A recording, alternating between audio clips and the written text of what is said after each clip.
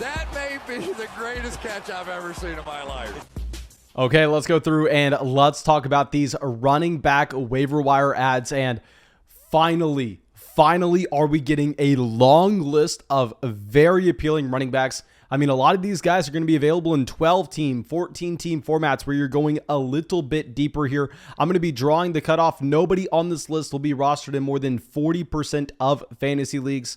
But of course, before we dive into these running backs, we have to go through, we have to give away some free Fantasy Vlog Network hats as we always do. We're going to be giving them away to both Nick and Zach in this video. Thank you so much for being a part of the flock and supporting the channel. I really appreciate it. And of course, every time you go down there and drop a like on one of these videos and leave a comment at the same time, you get entered in to win a free Fantasy Flock Network hat. We give a ton away here, so please make sure y'all go down there, drop that like, and leave that comment.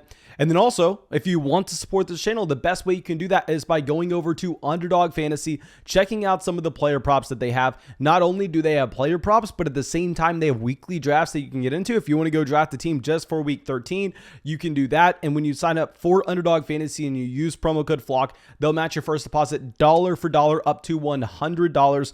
Take advantage of that deal. It's available in damn near every single state. The only states not available in are like Washington State.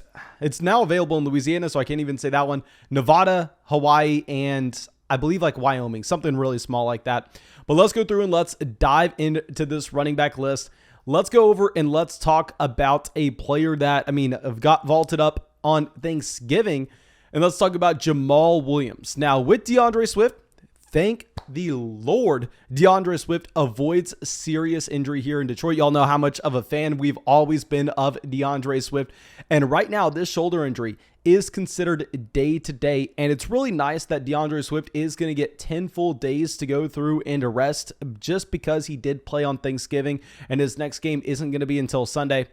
But with all that being said, if you have DeAndre Swift, if he's that running back on his rookie deal, clearly the centerpiece of this Detroit Lions offense going forward, arguably who else outside of an offensive lineman for the Detroit Lions offense is more valuable here for them in the long term? Not Jared Goff. Not any wide receiver. It's not Moreau St. Brown. Maybe you make the argument TJ Hawkinson just with how a tight end affects the overall offense compared to a running back. Nonetheless, this team has so much invested into DeAndre Swift that in a season where they have not won a single game, a season that they are incentivized at this point of the year to go out there and lose and get the #1 pick overall, there will be no reason at all to go through and rush back DeAndre Swift. And with Jamaal Williams, has been a running back that, you've seen it all season. Whenever he does have the opportunity in Detroit, he looks fine. He looks just like he did in Green Bay, plays in that exact same role that, he is going to get some carries between the 20s. He is going to be the running back getting carries between the 20s. But when DeAndre Swift, or in previous seasons, Aaron Jones is active, you never consider playing Jamaal Williams because he isn't getting the valuable touches in his offense. Whereas now that DeAndre Swift is going down, DeAndre Swift is leaving behind 6 to 7 targets out of the backfield every single week here, and DeAndre Swift was getting the usage in the red zone. So now that's actually going to be going over to Jamaal Williams. We saw, against the Chicago Bears, Jamaal Williams come out. He had 15 carries. He also had 5 targets out of the backfield as well. Now, of course, this is going to be an offense that, doesn't have a ton of production, doesn't have a ton of trips to the red zone. Nonetheless, with Jamaal Williams, he has the talent profile where he's going to be much better than the majority of running backs you're picking up off the waiver wire. He has the size where he can go through and he can handle a 3-down workload. And he's also demonstrated so far in Detroit that he is going to be used as a receiving running back as well. Even going back to week 1. Now, we said it when it happened in week 1, and I still want to stand by it. One of the weirdest games that you're going to see this year between the Detroit Lions and the 49ers, if y'all remember that contest. But Jamaal Williams, even with a healthy DeAndre Swift, was able to come out and he had 9 targets in that game. He had 9 targets, 8 receptions, and 56 receiving yards. I think that you want to stand by Jamaal Williams as a very intriguing pickup. And if DeAndre Swift is not active this week, Jamaal Williams will be a top 24 running back for us. Guarantee that's going to happen. Even though it's a really bad offense, the volume will be there. And now our next running back will be someone that you got to start earlier this season. Looks like you're going to be putting him in again. Chuba Hubbard. Of course, it's disappointing to bring up yet another brutal injury to Christian McCaffrey. Christian McCaffrey was supposedly seen in a walking boot, and I know that Amir Abdullah has been getting a decent amount of work in Carolina. Like, you're looking at this past week, you actually have Amir Abdullah with 27 snaps compared to Chuba Hubbard's 11. Now, keep in mind what happened in this game. This game was just completely out of hand throughout the entire contest. And in that game flow, where they go through and they plan on having a running back they can throw the ball out of the backfield to, I mean, they are going to be implementing Amir Abdullah a little bit more frequently than what you're getting from Chuba Hubbard.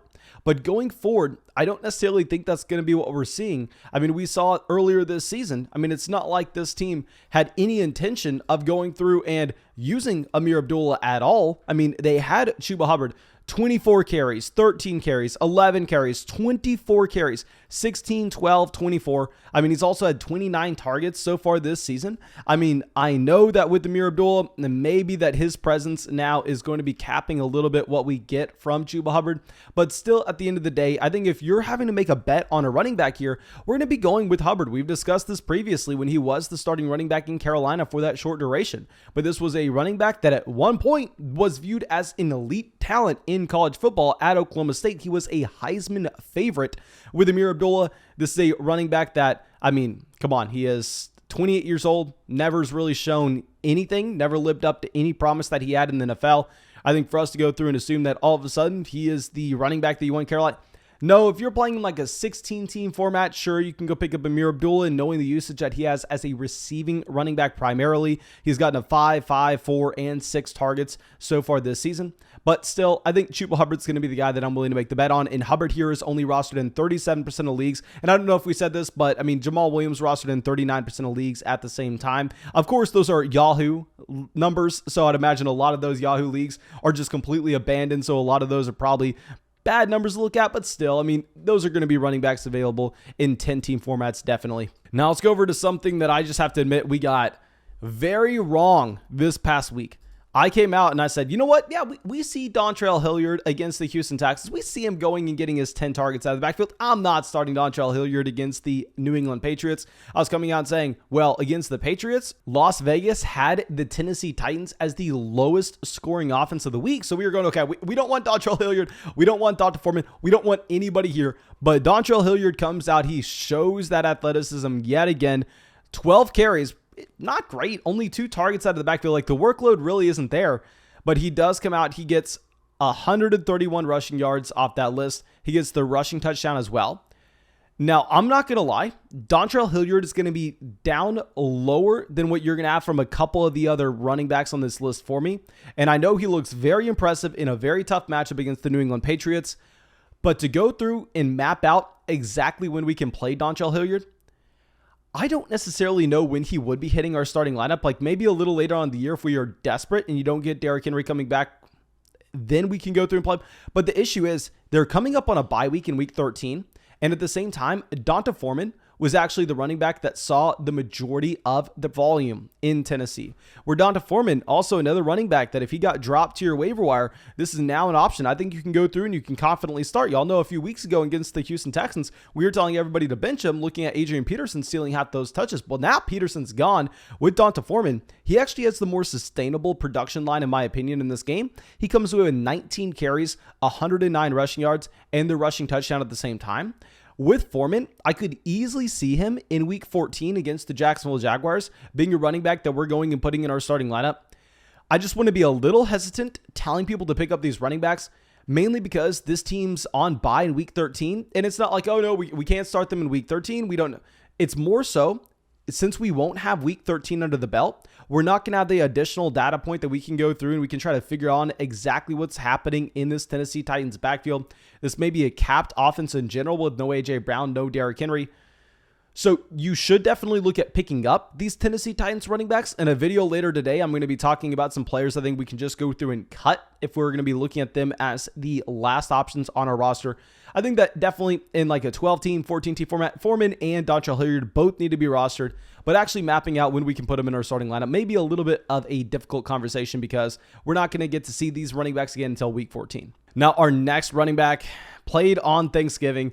And for the love of God, coming out and just crushing any hopes that we have with Zach Moss. Matt Breida, yet again, having a very large role for the Buffalo Bills. And that large role, I mean, only 9 carries and 2 targets out of the backfield. But what's interesting is this Buffalo Bills offense, the reason we were drafting Zach Moss when we were getting him in the double-digit rounds in best ball drafts earlier this year is not because I thought Zach Moss was some great running back by any means, but it's just simply the situation you have in Buffalo. I mean, if you were going to be looking at a starting running back for the Buffalo Bills, that is a player that needs to and deserves to be on a roster because this is going to be one of the best offenses in the NFL. Every single week you go and look at Las Vegas implied team totals, they have the Buffalo Bills as a top 3 offense regardless of matchup. And if you're going to get the trips to the red zone, if a running back's going to be able to see half of the snaps there, all of a sudden that running back is very appealing. And with Zach Moss, he was not even active this past week. So it looks like Zach Moss is entirely removed from the scenario.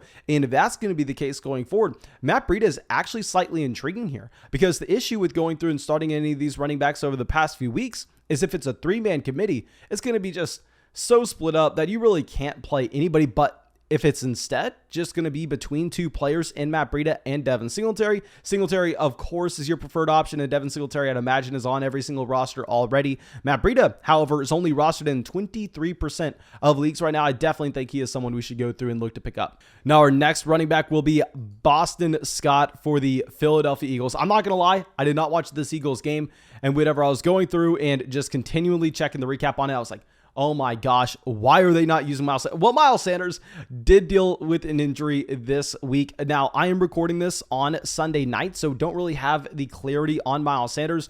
Boston Scott played 34 snaps compared to Miles Sanders playing 22. We don't know if Miles Sanders is going to be missing any time, but if Miles Sanders were to miss, all of a sudden you have Jordan Howard out with an injury and Miles Sanders out as well. And I mean, going through, we weren't that excited about ever starting Boston Scott, even with Miles Sanders missing previously, but that was because he was splitting the backfield with Jordan Howard. That was because Jordan Howard was getting half the carries here. I mean, even if we're going back to what we had with that stretch of no Miles Sanders in Philadelphia, you had 7 carries, 12, 10, 11, 6. And if you're combining on what you have from Jordan Howard, which I'm not expecting Boston Scott to come out here and get every single one of those touches, because I'd imagine some of them will be going to Kenneth Gainwell as well, even in the absence of Miles Sanders. But still, if Boston Scott's able to get up to 16, 17 carries, then all of a sudden he's a very appealing running back, assuming we get a bounce back from Jalen Hurts in this entire Philadelphia Eagles offense. And one other thing that's notable here is they're going up against the New York Jets in week 13. So, I mean, if you do have a running back that's going to be on bye, I mean, if you have an injury right now, or maybe you're just going, okay, I can't play AJ Dillon, can't play, Aaron Jones, they're both on bye. You can go through, pick up Boston Scott, play Boston Scott in a great matchup against the New York Jets. And I can guarantee if we have no Miles Sanders, we have no Jordan Howard here, Boston Scott's going to project to be a mid running back 2 in fantasy at a really nice matchup where you should have no struggles at all for the Philadelphia Eagles to move the ball down the field. Now, our last running back on this list, I will admit I am disappointed in myself for not talking about him more this week. And we'll get to some wide receivers and some tight ends at the end of this as well. I definitely want to give players their due credit, but let's end it with Tevin Coleman at the running back position. Now, with Tevin Coleman, be hesitant. Don't go out there and blow your fab on Coleman or anything, because there are a couple things working against him. Speaking of what we just had in Buffalo, avoiding those situations where, you had a 3-man committee backfield. Here, Tevin Coleman kind of in the same situation. Tevin Coleman clearly the running back 1 for the New York Jets. If you're looking at this week in particular, I don't even necessarily want to just be focusing on the snaps. He does play 30 snaps compared to Ty Johnson at 23 and Austin Walter at 16. But he also sees 16 carries in this offense, which does lead the team. Now, Ty Johnson has more routes running the back. It doesn't really matter. With Tevin Coleman, he is a running back 1 for an NFL offense. Now, like I said, be hesitant because this is an offense that is one of the worst offenses in the NFL. Throw on the fact that this is also an offense that, is going to be splitting this backfield with both Ty Johnson and Austin Walter at the same time. So you're probably not that excited about Tevin Coleman. You're playing in a 16-team format. Coleman is someone that needs to be on your team. Now let's go over to a wide receiver that, yet again, I just have to take my L with. Kendrick Bourne. With Kendrick Bourne, yet another week of him coming out and being hyper productive for the New England Patriots. And clearly, this has been a really good team I mean, just over the past month, Kendrick Bourne has seen a couple weeks where he has spiked up. 24 points against the Browns, now 23 points against the Titans. I mean, even going back earlier this season, 21 points against the Saints, 14 points against the Cowboys, 15 points against the Jets. Now, the reason that I was saying that we were looking to avoid Kendrick Bourne going into this week against the Tennessee Titans, A, we were expecting this Titans offense to be so bad the New England Patriots weren't going to have to throw the ball, and B, more importantly, Kendrick Bourne simply isn't getting volume in New England. It's so interesting to see. I mean, 4 targets. Like, he's never getting to more than 8 targets in a single game. Looks like right now this is a wide receiver that's averaging about 4.5 targets currently this season.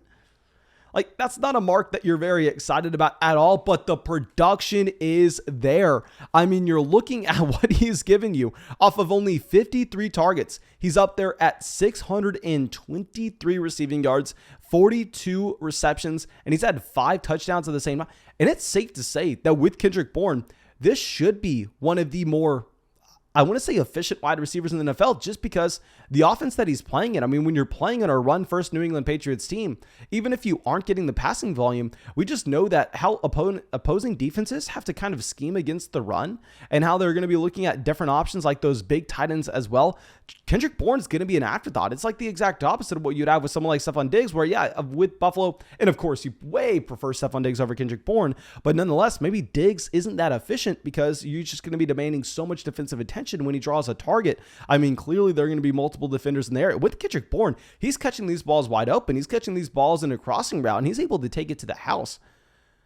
I think at this point, you see this production. You see 23 points this week, and this has been a continued trend. You have to pick up Kendrick Bourne. And now our next wide receiver, I'm not going to lie. I know nobody's going to agree with me on this one. I think I would actually prefer him over Kendrick Bourne, however.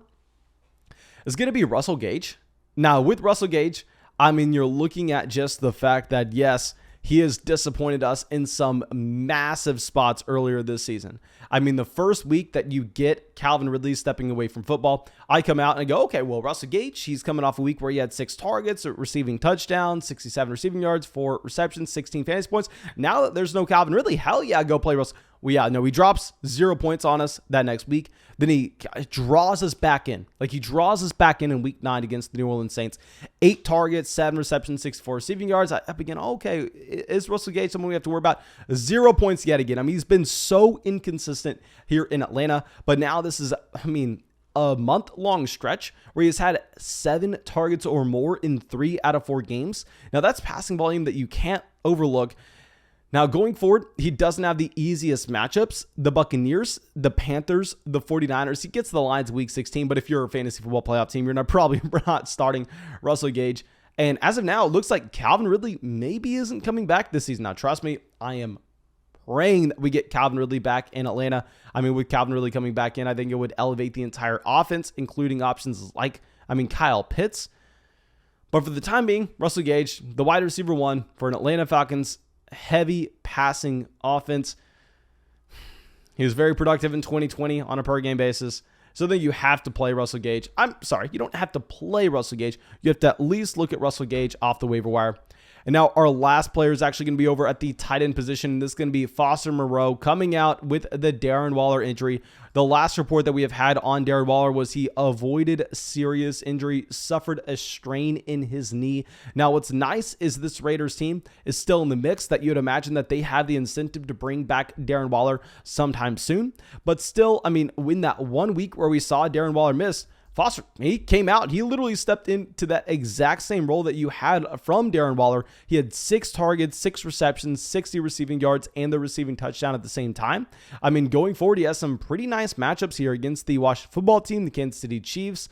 I think that you would start him, I mean, as a low-end tight end 1 every single week that you have no Darren Waller, knowing that they really don't have that many options in this offense. I mean, are they really going to funnel, just say, 10-plus targets every single week to Hunter Renfrow? Maybe that's the scenario they find themselves in now that you have no Henry Ruggs, you have no Darren Waller. But I mean, Foster Moreau now has to be a player that's at least on that borderline play. And it's so nice because you have no idea how many dynasty leagues I have Foster Moreau in, just because, I mean, thought of him as an intriguing long-term depth piece. And now, of course, thank you so much for being a part of the flock and supporting the channel. I really hope that this video helped you out. I really hope you got something from it. Please go down there, drop a like on the video, leave a comment letting me know how stupid I am. That way you can get entered in to win a Fantasy Flock Network hat. And also go sign up for Underdog Fantasy. When you sign up for Underdog Fantasy and you use promo code FLOCK, they'll match your first deposit dollar for dollar up to $100. So please take advantage of that. And yeah, that's all I got for you. Thank you so much. I hope you have a great day, and I hope I see you in the live stream tonight.